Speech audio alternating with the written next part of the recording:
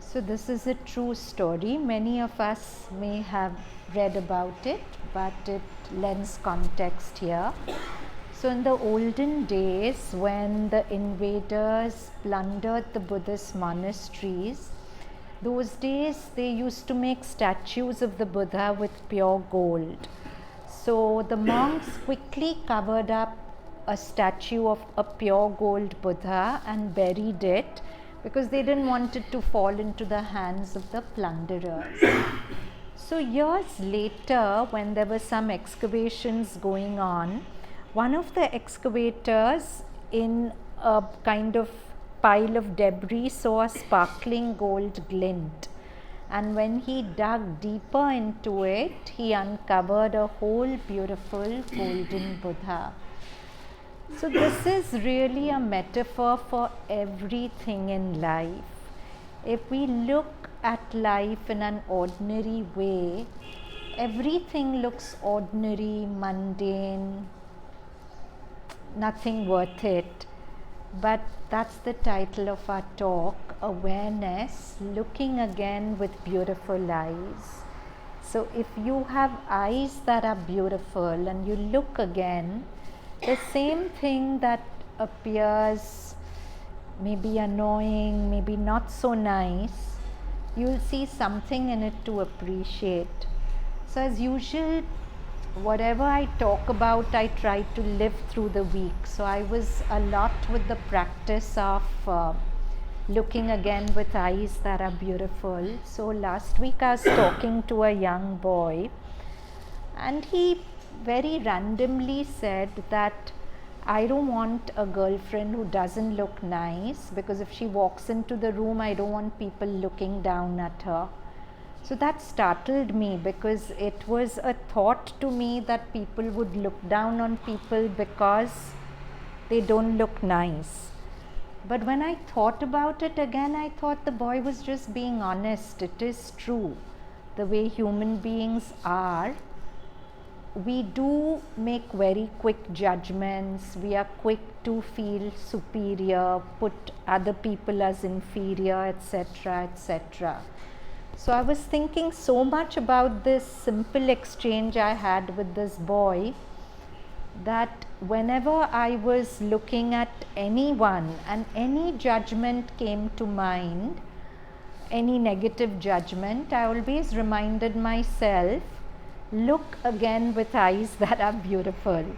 So if there was any negative judgment about anyone, I would look again and again at that person till I would find something beautiful in that person. And that is really true. If you really look, you'll always find something to appreciate. But if you have eyes which are looking to criticize, you'll always find something to criticize. And if you have eyes which are looking to see beauty, you'll always find something beautiful in everyone. And Mother says it so trenchantly, that if you see mud outside, it's because there's mud inside you. Anything, she says, that startles you in somebody outside is something that you have in yourself first. So that is, of course, one level of looking at it, to see things that are beautiful. Despite the first glimpse, I say, this is not nice, whatever. But if I look again, I'll always find something to appreciate. Now something that, and that's really, I found the practice very, very joy-giving, because whenever you make a negative judgment about anyone, don't stop at that judgment. Remember this phrase, look again with eyes that are beautiful, and look again and again at that person. If you keep seeing again and again, you'll always find something to appreciate. And really, for yourself, much more pleasant energies flow through you when you're appreciative than when you're critical. When you're critical, there's a beautiful saying, if you can still criticize, you haven't touched the truth. If you can still criticize, you haven't touched the truth. When you really touch the truth, there's nothing in you that wants to criticize. And criticism only generates negative feelings inside you.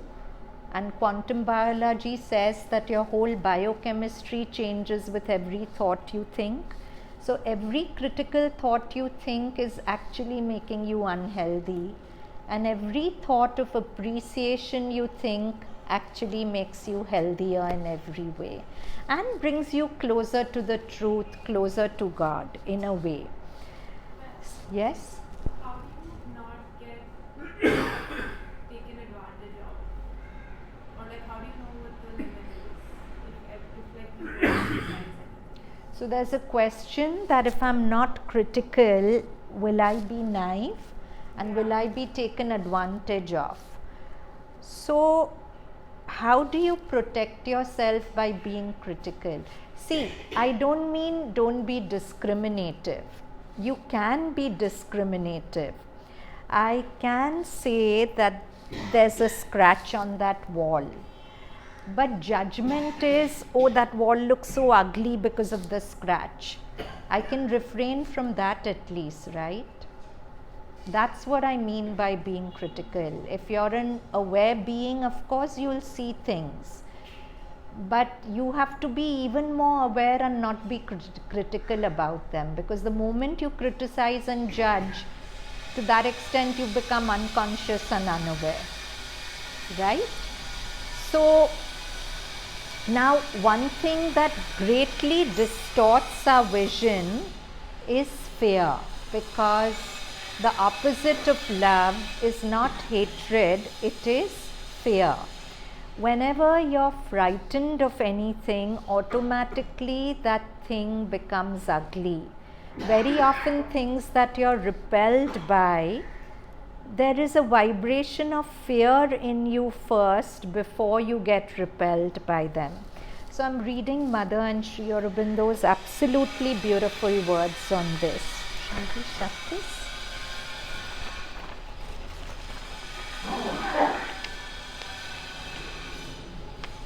Fear and anxiety are perverse forms of will, Sri Aurobindo says. What thou fearest and ponderest over, striking that note, no, leave the windows, Subhana. No, he's fine. Fear and anxiety are perverse forms of will. What thou fearest and ponderest over, striking that note repeatedly in your mind, thou helpest to bring about. So beautiful. He's saying, when you fear something, you're actually willing it into existence. It's a perverse will. I'm afraid of it. I don't want it. I don't want it. But by thinking that, you're willing it into existence. What thou fearest and ponderest over, striking that note repeatedly in thy mind, thou helpest to bring about.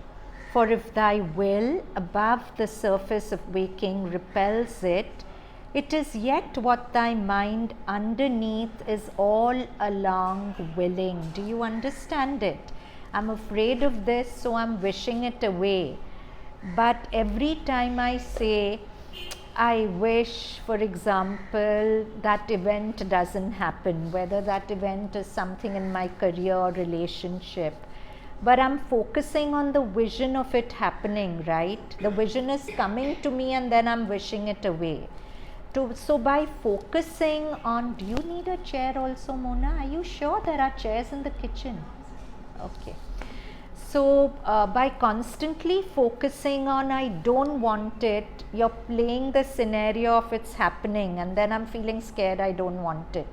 So by playing that scenario again and again, you're energizing it with your life force or prana.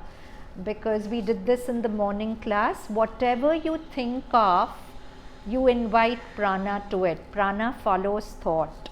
So whatever you think of, you're energizing it with your life force and you're actually willing it into existence. Can we do that for positive? Yeah, of course, same principle. What thou fearest and ponderest over, striking that note repeatedly in thy mind, thou helpest to bring it about. For if thy will above the surface of waking repels it, it is yet what thy mind underneath is all along willing. And the subconscious mind is mightier, wider, better equipped to fulfill than thy waking force and intellect.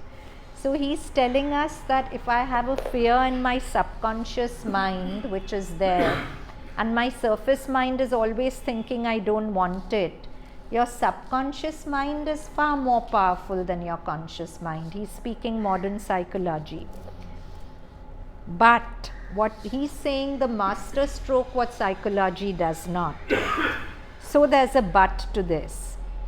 But the spirit is stronger than both together. The spirit is stronger than the conscious mind and the subconscious mind. From fear and hope, take refuge in the grandiose calm and careless mastery of the spirit. So beautiful. He's saying that subconscious mind is more powerful than the conscious mind. But spirit and grace are more powerful than both, and that's really the saving grace.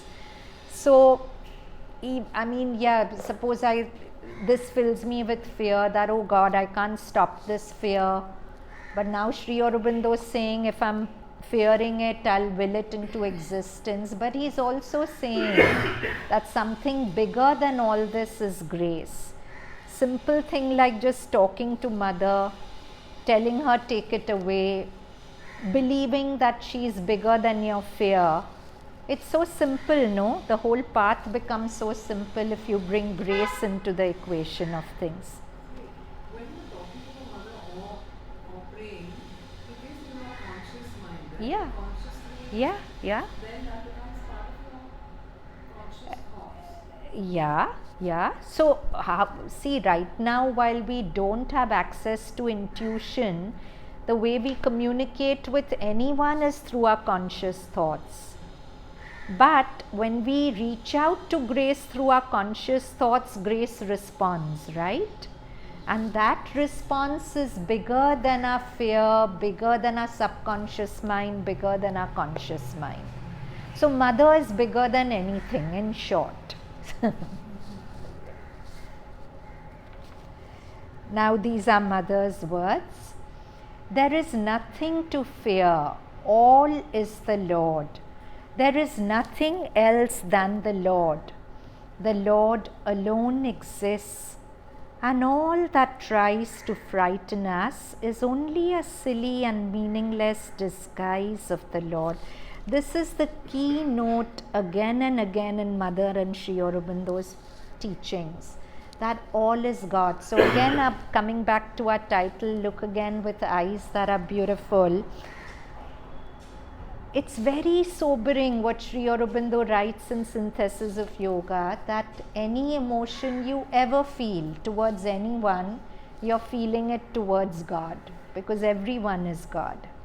So if I am being judgmental about somebody, if I'm calling somebody ugly, if I'm calling somebody not so nice, somewhere maybe I can, in the software of my inner mobile, put a reminder that no, this is also God. Remember, this is also God. You're judging God. You're putting God down. And that I find a very, very useful practice to have. What can he fear who belongs to the divine? Can he not walk, his soul expanding, and his brow illumined upon the path the divine traces for him? Whatever it may be, even if it is altogether incomprehensible to his limited reason, a child of mine cannot fear. So beautiful. I want to share something that happened today. I had a yoga student who for a few days was very crowded over with darkness and fear and all that. And this morning in our yoga class, we were doing a particular practice, and she suddenly had a vision of a lion over her head. And she felt very released. I went home, I was reading some vignettes of the mother, and what did I read? I mean, it's amazing how mother plans. Among the first things I read, somebody had asked mother, what does it mean to see a lion? So mother had written that a lion is a symbol of conquest of hostile forces. Seeing a lion means adverse forces are being devoured. So I immediately sent it to her, but I'm just seeing how mother's planning everything. She gave her this release and vision in the morning class. I come home and I'm immediately made to read this. With what minute detail she's taking care of everyone all the time. It's just fascinating to see. So, a child of mine, mother says, cannot fear. Okay, now these are words of Sri Aurobindo again. In the play of the cosmic forces, the will in the cosmos, as one might say, does not always work apparently in favor of a smooth and direct line for the work or the sadhana. It often brings in what seems to be upheaval, sudden turns which break or deflect the line, opposing or upsetting circumstances, or perplexing departures from what had been temporarily settled or established. The one thing is to preserve equanimity and make an opportunity and means of progress out of all that happens in the course of the life and the sadhana.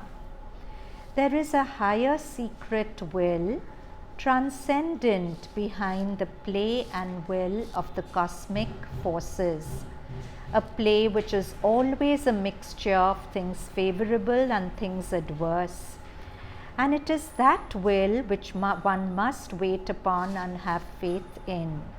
But you must not expect to be able to understand its working. So, Sri Aurobindo is saying that there is a cosmic will which is happening, which is making things happen, but there's also a transcendent will, the secret will, which is within the matrix of all our ignorance, doing things to work out the best possible outcome. So, if our ignorance is less, the best is better. But within the matrix of our ignorance, that higher will is always working to work out the best possible outcome.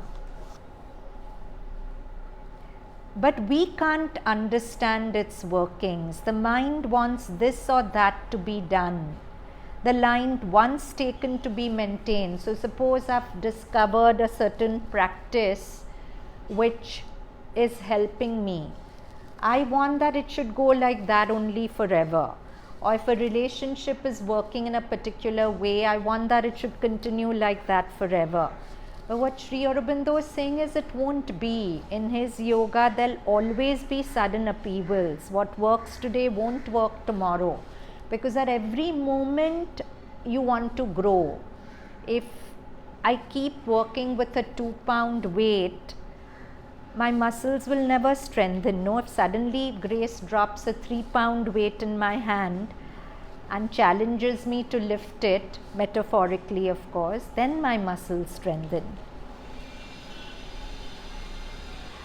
And it is that will which one must wait upon and have faith in. But you must not expect to be able to understand its workings. The mind wants this or that to be done, the line once taken to be maintained. But what the mind wants is not always what is intended in a larger purpose. One has to follow indeed a fixed central aim in the sadhana and not deviate from it, but not to build on outward circumstances, conditions, etc., as if they were fundamental things. So mother is saying that you should have a fixed central aim in sadhana, which is maybe the desire to see the divine in all things, maybe the desire to stay connected all the time. And the mother, I was just reading, mother wrote something very beautiful when somebody asked her, Mother, why am I not feeling connected with you all the time, and so often I'm not? So she replied, see, if you're living in your vital, subconscious or mental, which is not transformed, you can't feel me because I'm not there as yet, because they are not transformed. It is only when you're living in the psychic that you'll consciously connect with me. And then somebody told her about a vision about seeing 6 houses, and all were very beautiful, and the 6th house was locked, and the guide said you cannot enter. The 7th house was locked, not the 6th. So the mother says it's a beautiful vision. The 7th house is your psychic being, and it's locked to you, but you must not accept that it's locked. You must keep knocking on it till it opens. You must keep remembering the mother. And it's, even if you can't connect, if you hold on to the will to connect, it's funny how she'll find a way to reach you. You'll get a forward, you'll see a message, something or the other she'll do. And she has said that when you don't feel me, even mechanically take my name. Just by doing that also, you'll give me a sort of inroad into you.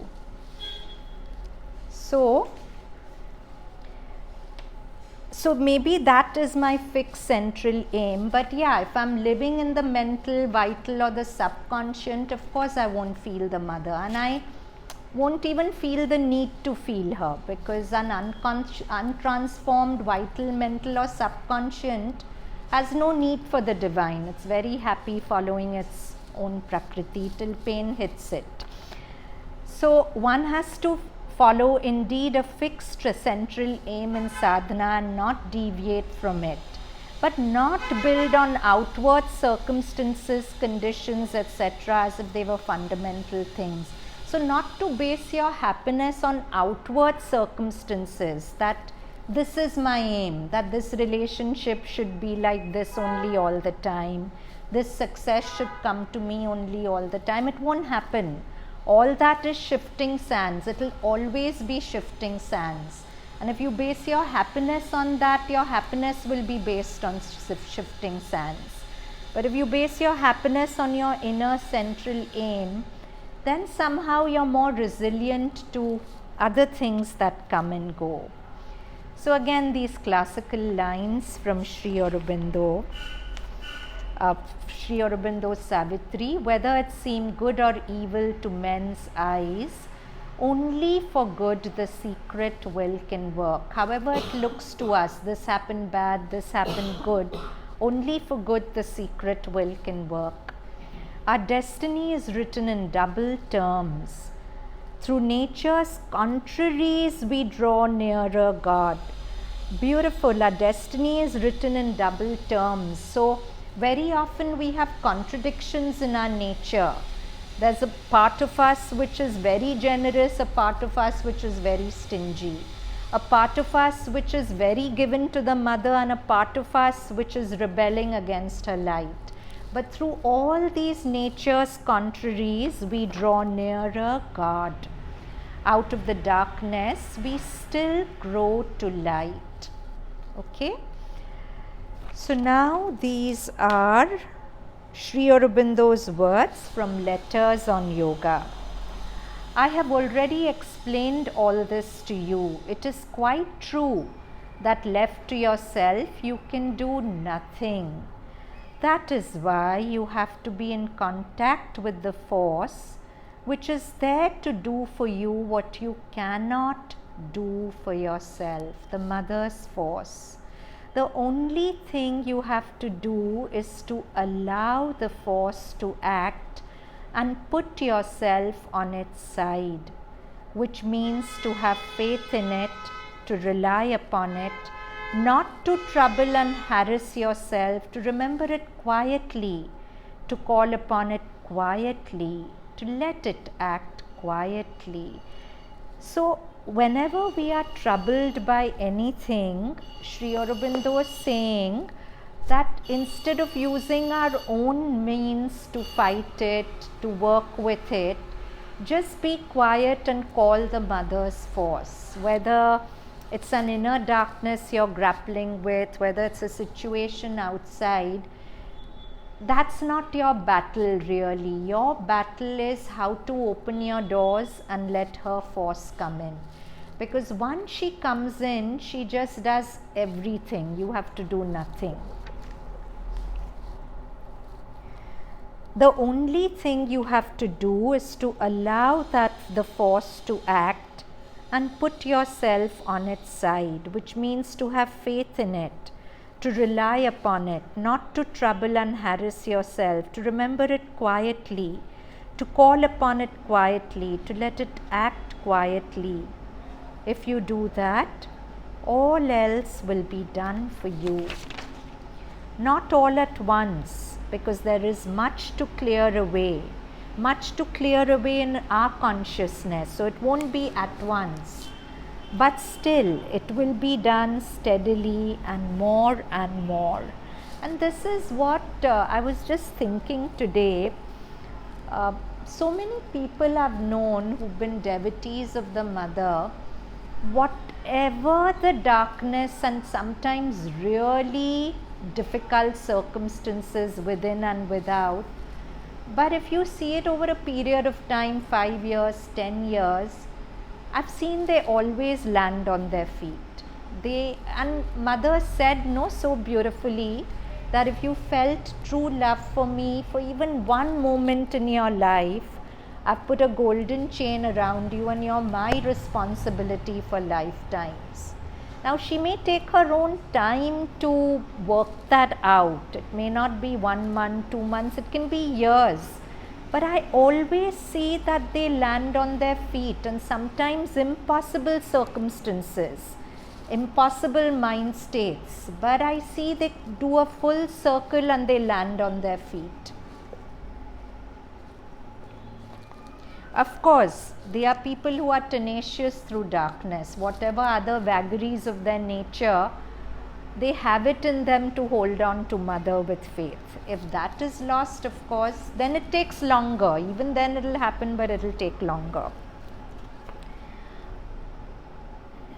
Do not allow any discouragement to come upon you, and have no distrust of the divine grace. Whatever difficulties are outside you, whatever weaknesses are inside you, if you keep firm hold on your faith and your aspiration, the secret power will carry you through and bring you back here.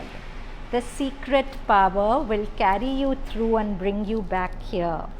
Even if you are oppressed with opposition and difficulties, even if you stumble, even if the way seems close to you, keep hold on your aspiration.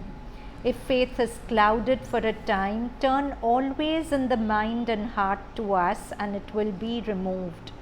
As for outer help in the way of letters, we are perfectly ready to give it to you. But keep firm on the way. Then in the end, things open out of themselves and circumstances yield to the inner spirit. Now this beautiful assurance of the mother, I am always with you, and with me come my force, my protection and my blessings. I am always with you. I'm always with you not just as an indifferent presence.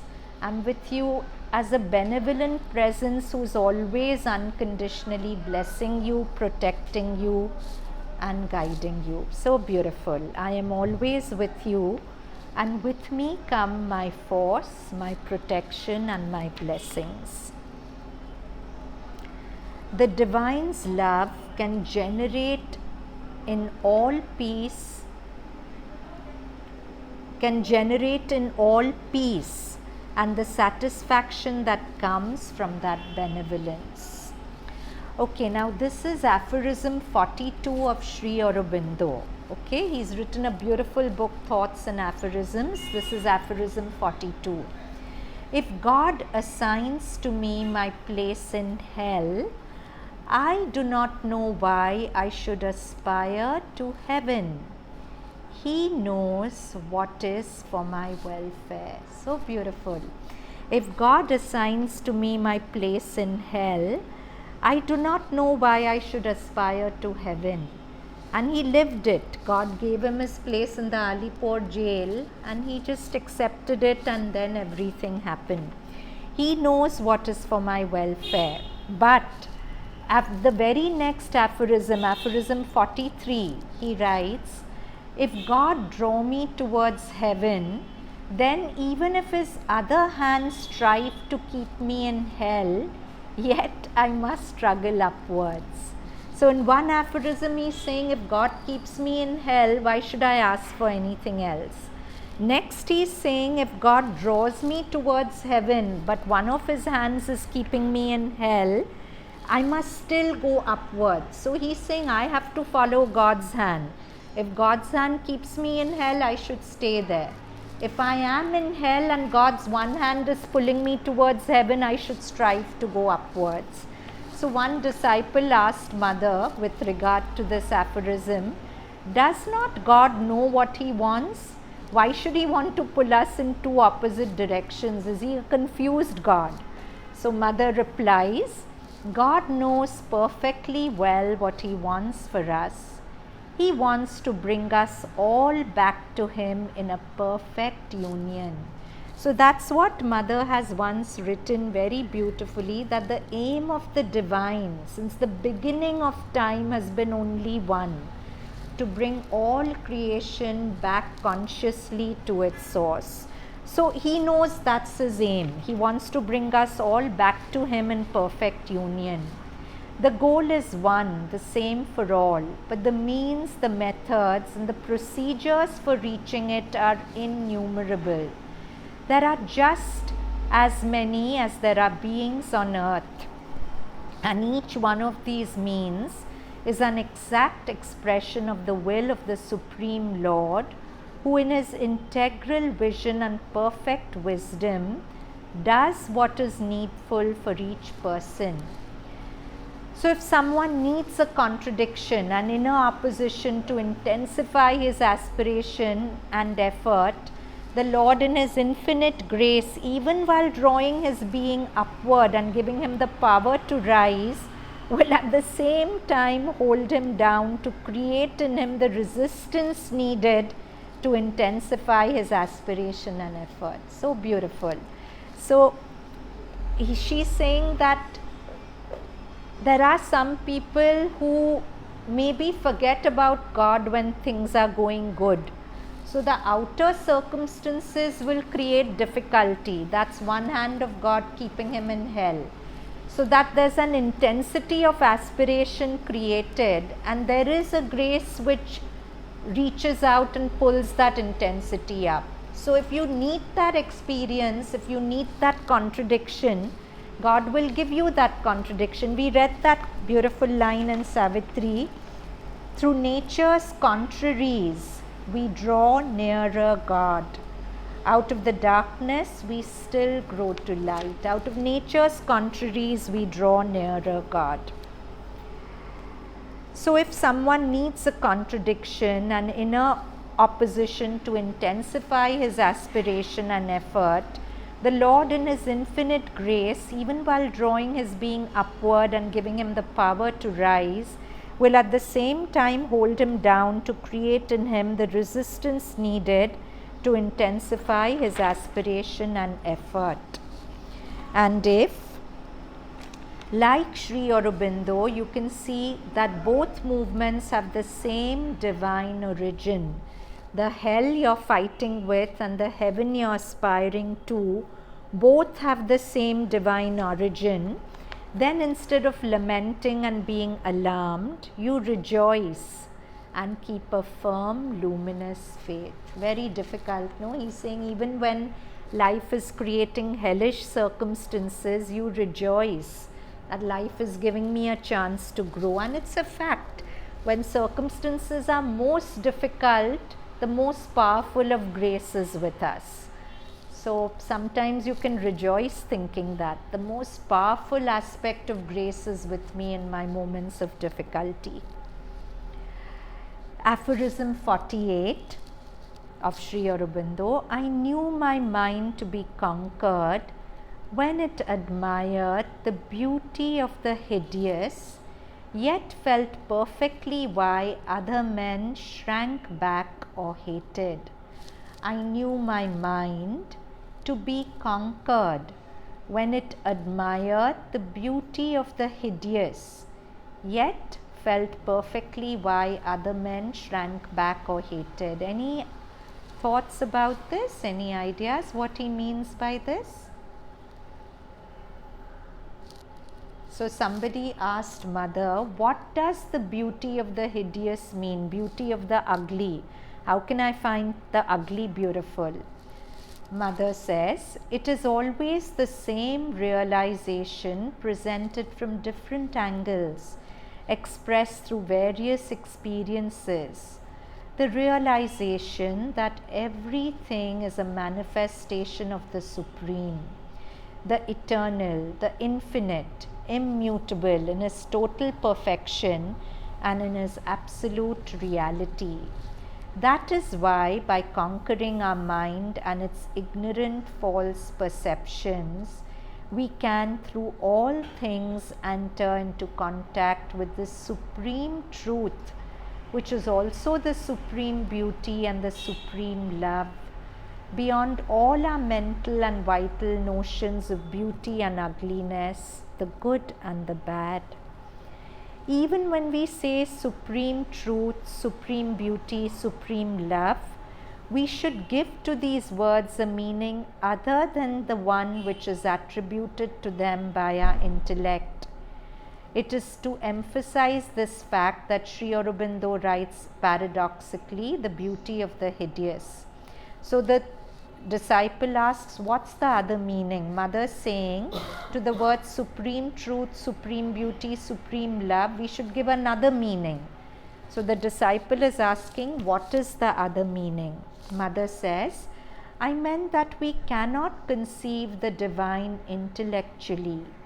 It is only when we leave the mental world and enter into the spiritual world, and instead of thinking things, we live them and become them, that we can truly understand them. But even then, when we want to express our experience, we have only those words that express our mental experiences.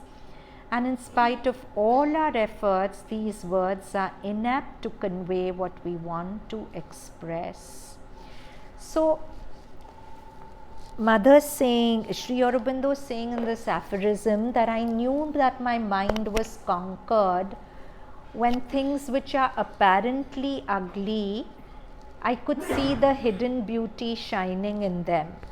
And yet, I had the generosity to understand why other men whose vision is closed find it repulsive. Normally, if I find something beautiful and others don't, I'm full of judgment about the others, right? You're so ignorant, you're so this. But he's saying my mind was fully conquered when I could see the beauty in the hideous, but I had no judgment towards those who still called it ugly. Quite a thought. Now, that is why Sri Aurobindo so often uses paradoxes to lift the mind out of the rut of ordinary thinking. So someone once asked the mother that how do I get rid of my rigid mental constructs? She just said one sentence, read Sri Aurobindo. If you read Sri Aurobindo regularly, it breaks down so, because he says one thing and he contradicts it. And then he contradicts it again, and then he goes back to the first thing. So it makes your mind very plastic and flexible when you read him. Now, aphorism 49. To feel and love the God of beauty and good in the ugly and the evil, and still yearn in utter love to heal it of its ugliness and its evil, this is the real virtue and morality. I find this one of the most beautiful gems of Sri Aurobindo's writing. When I first read it, I just read it 10 times because I hadn't read anything so beautiful. I'm reading it again. To feel and love the God of beauty and good in the ugly and the evil, and still yearn in utter love to heal it of its ugliness and its evil, this is the real virtue and morality. We feel it's virtuous and moral to tick off somebody who's being evil, to call them wrong, to fight them. But Sri Aurobindo makes us rethink our morality. He's saying, even if they are evil and ugly, if I have the inner vision or at least the constant smaran that this is also God, I can see it's an ugly, distorted guise of the God, but it's still the Lord.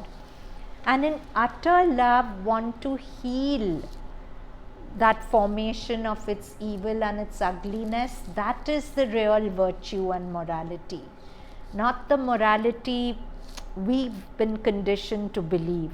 To we say constructive criticism, calling a spade, calling you out, all that is good at one level, but beyond that, what? Are we calling the person out to justify our righteousness? What is our intention behind it? Am I saying it really out of love in my heart to heal the person? Or am I saying it just to show that I'm right and you're wrong?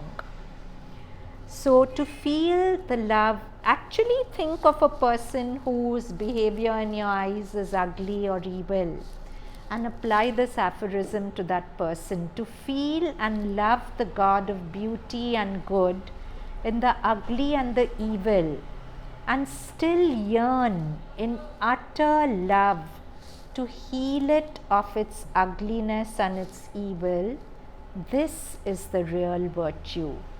So somebody asks, Mother, how can one help to cure the evil and ugliness that one sees everywhere? Through love, the disciple is asking, what is the power of love? How can an individual phenomenon of consciousness act on the rest of mankind? So he's probably articulating a question all of us have. We have maybe a difficult person in our life.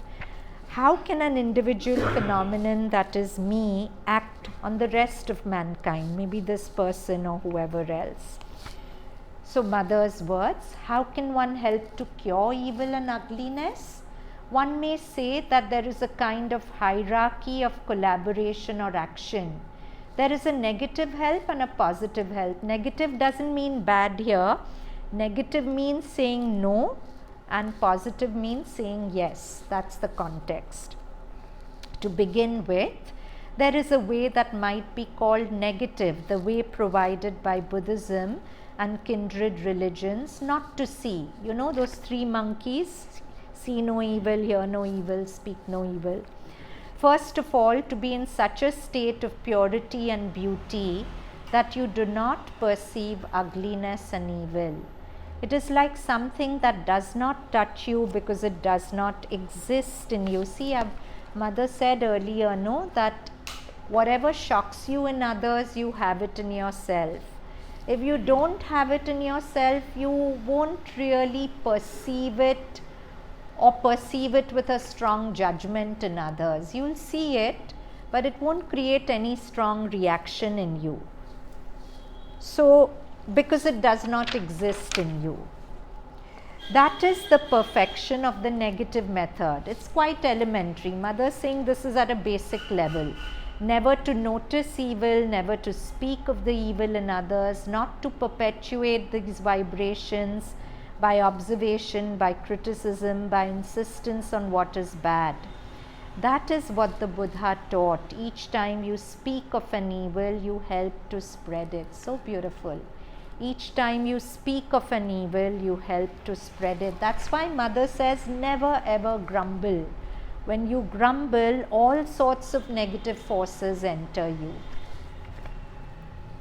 This barely touches the problem. Yet it should be a very general rule. This is not solving the problem, but it's a general rule. Don't think too much about it. Don't speak about it too much in your head. Yes, as a catharsis, as a therapy, if you want to release it, those are the times you can bring it up if you want to work on it. But not just like engaging in a mental repetitive narrative. Yet it should be a very general rule, but people who criticize have an answer for that. They say, if you do not see evil, you will never be able to cure it. If you leave someone in his ugliness, he will never get out of it. This is not true, but that is how they justify their behavior. So in this aphorism, Sri Aurobindo forestalls these objections. It is not because of ignorance or unconsciousness or indifference that you do not see evil. You are quite capable of seeing it, even of feeling it, but you refuse to help to spread it by giving it the force of your attention and the support of your consciousness. Beautiful line. I'm reading it again. You are quite capable of seeing it, even feeling it, feeling hurt by it.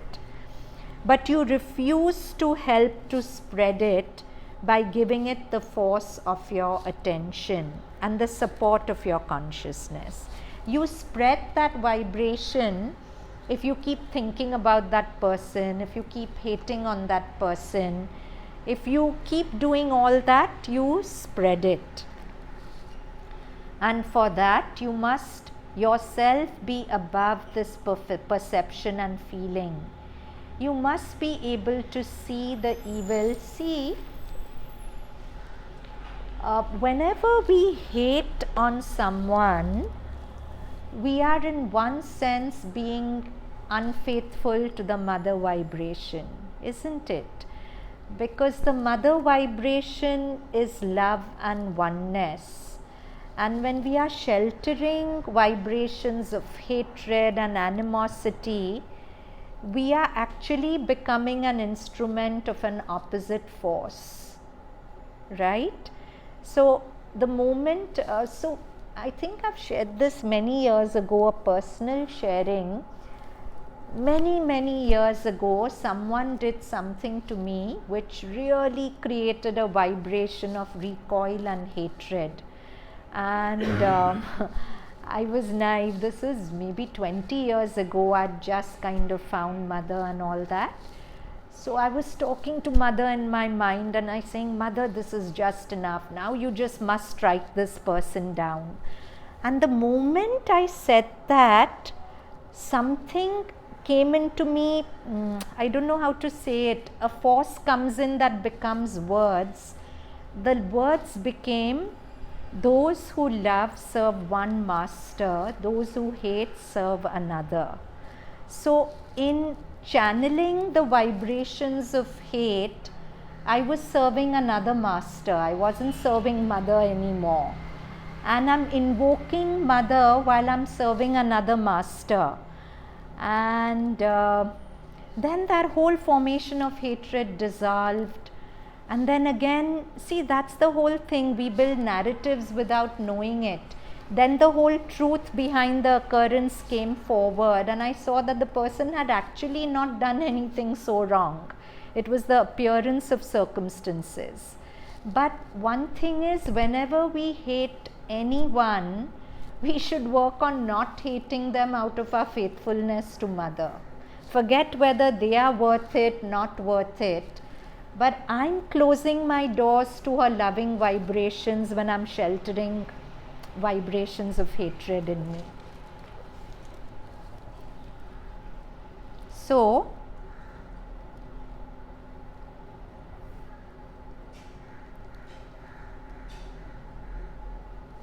and for that, you must yourself be above this perception and feeling. You must be able to see the evil or the ugliness without suffering from it, without being shocked or disturbed by it. You see it from a height where these things do not exist, but you have the conscious perception of it. You are not affected by it. You are free.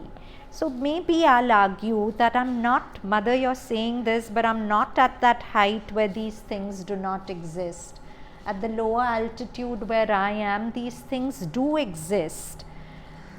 But I can at least refrain from hating them. As a first step, whenever I hate evil, to hate an asura is to make that asura bigger. Because when I feed hatred into it, the asura becomes bigger. If I withdraw my hatred, the evil formation becomes less. This is the first step. The second step is to be positively conscious of the supreme good and supreme beauty behind all things, which sustains all things and enables them to exist. When you see Him, Him with a capital H, you are able to perceive Him behind this mask and this distortion. Even this ugliness, this wickedness, this evil is a disguise of something which is essentially beautiful or good, luminous or pure. Very difficult for us to believe, especially when we have people who are causing us so much harm. But it's our Mother's word. She's telling us that when you see Him, you're able to perceive Him, that is God behind this mask and this distortion. Even in this ugliness, this wickedness, this evil is a disguise of something which is essentially beautiful or good, luminous, pure. Then comes the true collaboration.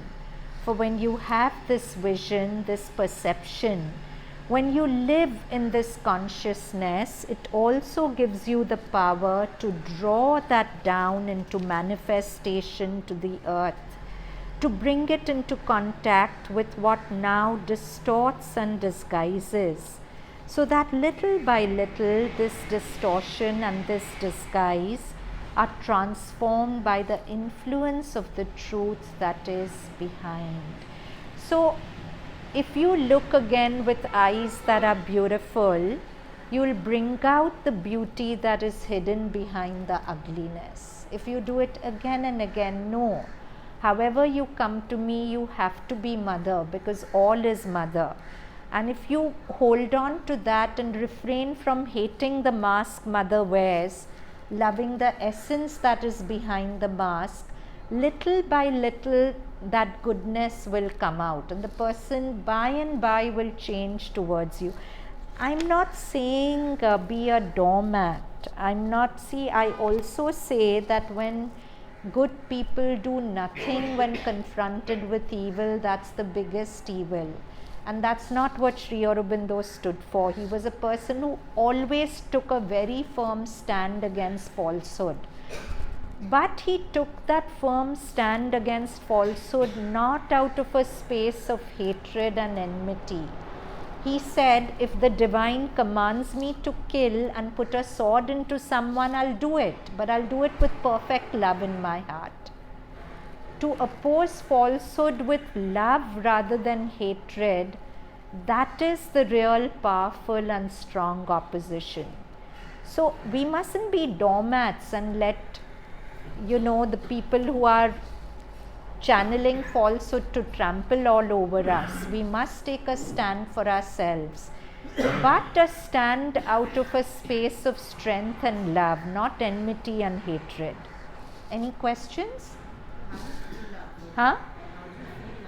How do you feel that way? Exactly as Mother said, by constantly reminding yourself that there is Mother there. However terrible the person seems, has to have Mother in him. Because if I'm saying the person doesn't have Mother in him, then I'm saying he's more powerful than Mother. He can keep Mother outside him. He's so strong that he can push Mother out. That's not possible. So to constantly remember, Mother, you are also there in it. You have said everything is you wearing a mask. So behind this mask also you have to be there.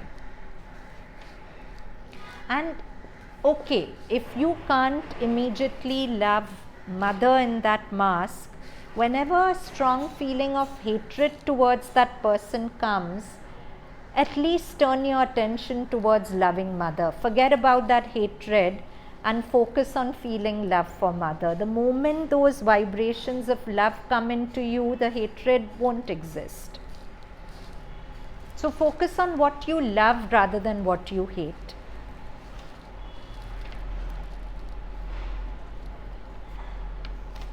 So, when you live in this consciousness, it also gives you the power to draw that down into the manifestation, to the earth, and to bring it into contact with what now distorts and disguises. So that little by little, this distortion and this disguise are transformed by the influence of the truth that is behind. Here we are at the very summit of the scale of collaboration. In this way, it is not necessary to introduce the principle of love into the explanation. But if you want to know or understand the nature or the force or the power that enables or brings about this transformation, particularly where evil is concerned, but also with ugliness to a certain extent, you see that love is obviously the most potent and integral of all powers. Somewhere Mother says the most powerful vibration in the world is love. Integral in the sense that it applies in all cases. It is even more powerful than the power of purification, which dissolves all bad will. So there are different powers. There's the power of purification, which destroys evil and then builds up something good. But Mother saying the power of love is even more powerful than the power of purification.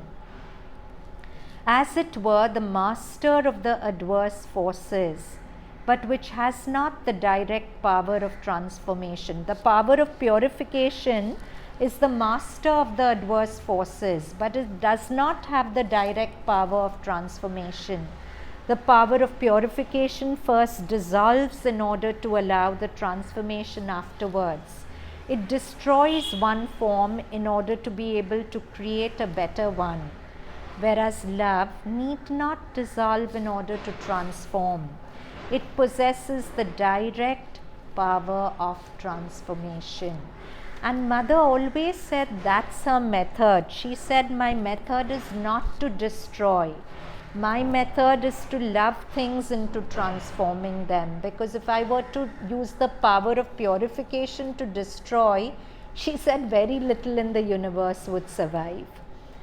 But my method is not to destroy and then change. My method is to love something into changing.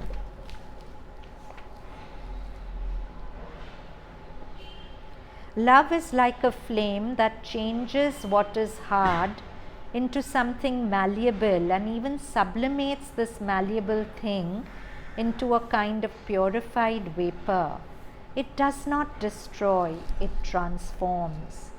In its essence, in its origin, love is like a flame, a white flame which overcomes all resistances. You can experience this yourself. Whatever the difficulty in your being, whatever the burden of accumulated error, ignorance, incapacity and bad will, a single second of this pure, essential, supreme love dissolves it as in an all-powerful flame. A single moment and a whole past can disappear. So many of us have experienced this. We may be feeling very dark, very dull, and we feel one moment of love for the mother and everything changes. Like that one moment of genuine aspiration and love for her and everything lights up. Or sometimes, I don't know if it's been your experience, but you come on darshan days with all your lights switched off and you just touch that altar there and suddenly lights come on and everything changes. It's like in a minute. So, in a second actually. So, A single moment and a whole past can disappear. A single instant in which you touch it in its essence and a whole burden is consumed. And it is very easy to explain how a person who has this experience can spread it, can act on others. Because to have the experience, you must touch the one, supreme essence of the whole manifestation, the origin, the essence, the source and the reality of all that is. And at once you enter the realm of unity. There is no longer any separation of individuals. There is only one single vibration that can be repeated indefinitely in external form. So it's very beautiful how the action of the avatars is repeated along similar lines. If you look at the life of Jesus, at one point he got his 12 apostles, his 12 chosen apostles. Jesus, as we know, did many miracles. He wanted to prove to the world that the Messiah had come by showing them that he could do miracles. That was his way. I'm not saying it's valid now. And then at one point he sent his apostles out into the world and told them that now you will do what I have done. And they were all shocked. They told him that have you taught us something we haven't learned? So he said no. He said just remember me, remember what I've done and go. And on that faith they went, and they themselves were shocked when they could heal. In fact, there was one apostle, James, who was lame, but he healed a person who was lame and he could walk. Why I'm telling you this is, in our time and age, it's not a calling to perform miracles like this. But we have countless stories of how the mother acted. In fact, MP Pandit has written volumes on the mother called the Mother of Love, just to show that how she was just this field of love which changed the worst critics. People often came to her with so much revolt and all that, and somehow by the time they left, they were putty in her hands. So all of us who've been touched by her, and mother herself has said, I've become very contagious, and we carry that vibration inside us. We'll be surprised at how we'll change our environment if we just carry the vibration of the mother as a mother of love inside us. If we just hold that vibration when we are being confronted with negativity and harm, we don't have to do anything. As Sri Aurobindo says, then the mother's force, and the mother's force is often the transforming force of love, which will act on the environment and in time to come change it. So,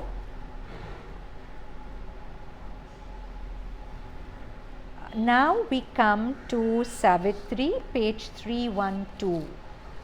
The power, the light, the bliss, no word can speak, imaged itself in a surprising beam. Now this is Ashwapati's exchange with the Divine Mother. So the he in this passage is Ashwapati, Savitri's father. The power, the light, the bliss, no word can speak, imaged itself in a surprising beam and built a golden passage to his heart. So this is the Divine Mother, who's the power, the light, the bliss no word can speak, imaged itself in a surprising beam and built a golden passage to his heart, touching through him all longing sentient beings. So beautiful. Even if one heart opens to the Divine Mother, because we are all one, somewhere that light touches all hearts. So when the Divine Mother connected and built that golden passage to Ashwapati's heart, Through him, she touched all sentient beings. A moment's sweetness of the all-beautiful cancel the vanity of the cosmic world. The vanity of the cosmic world is the world of appearances of the cosmos, which looks like this or that. But a moment's sweetness of the all-beautiful, one moment of feeling the sweetness of all-beautiful Mother, cancelled the entire appearance of the cosmic world. A nature throbbing with a heart divine was felt in the unconscious universe. So she has entered Ashwapati's heart, and through his heart touched all sentient beings. And when it has touched all sentient beings, a nature throbbing with a heart divine was felt in the unconscious universe. It made the breath a happy mystery. When you connect with the mother, even your breath becomes a joyful experience. It brings you bliss. It made the breath a happy mystery. A love that bore the cross of pain with joy. Once you connect with the Divine Mother, there is no pain. Even if there's a cross of pain, you bear it with joy because she's with you and she's carrying it for you. Eudemonize means redeem the sorrow of the world, made happy the weight of long unending time. The secret court of God's felicity, God's joy. Once we feel the Divine Mother, we finally catch the secret of God's hidden joy. I'm reading this whole passage without explanation. The power, the light, the bliss no word can speak, imaged itself in a surprising beam and built a golden passage to his heart, touching through him all longing sentient things. A moment's sweetness of the all-beautiful cancel the vanity of the cosmic world. A nature throbbing with a heart divine was felt in the unconscious universe. It made the breath a happy mystery. A love that bore the cross of pain with joy. Eudemonized the sorrow of the world, made happy the weight of long, unending time. The secret court of God's felicity. So we stop here. Just a suggestion. Whenever my vocabulary, we often use the words I dislike, I hate it when I'm late, something as simple as that. Change your vocabulary. Your words are very powerful, and every cell in your body is listening to every thought you think, every word you say. Try and remove words like I dislike, I hate. Change it. Whenever they come up, program a reminder, as I said, in your inner mobile. Drop this word, hate, dislike, and look again with eyes that are beautiful. If you dislike something, look again for something to like in what you dislike. And if you look again, you'll always find, and you'll be a much happier person for it, isn't it? Let's end with 3 ohms.